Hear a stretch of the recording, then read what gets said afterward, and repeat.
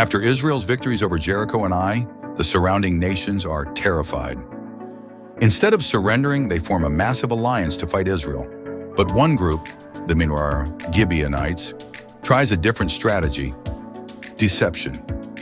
They dress in old clothes, carry moldy bread, and pretend they've traveled from far away. They tell Joshua, "We are your servants. Make a treaty with us."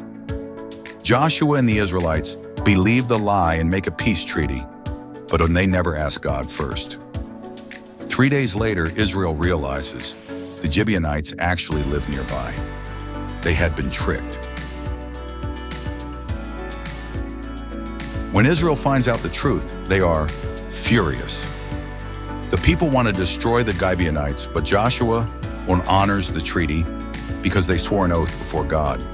Instead of killing them, Joshua makes them servants, woodcutters, and water carriers for the tabernacle.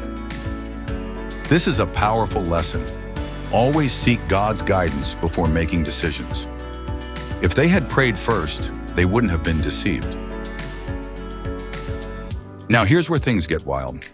When the surrounding kings hear that Gibeon has made a treaty with Israel, they freak out.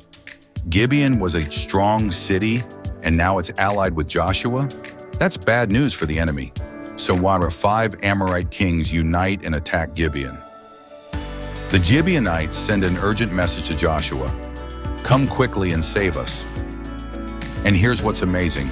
Even though the Gibeonites had deceived Israel, Joshua keeps his word and marches out to fight for them.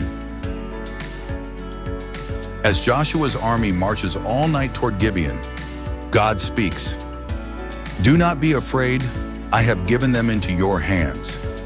And then God himself joins the battle. Israel ambushes the Amorite armies and chases them down.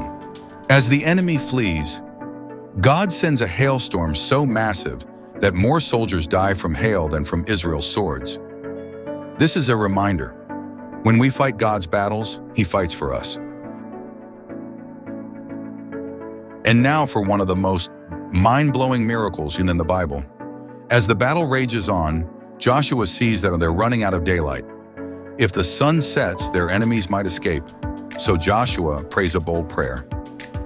"Sun, stand still over Gibeon, and moon over the valley of Ajalon." And guess what? The sun literally stops in the sky for an entire day.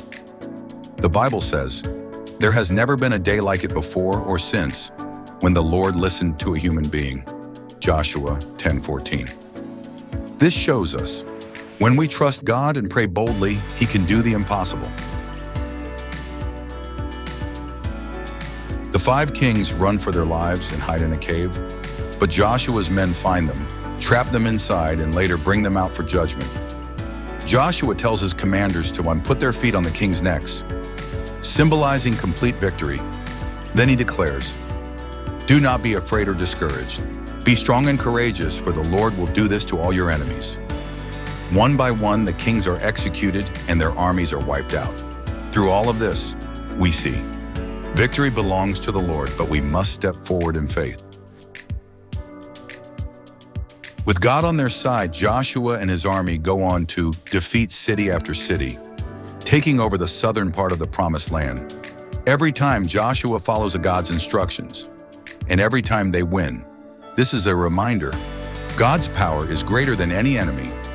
Obedience leads to victory. God fights for those who trust him.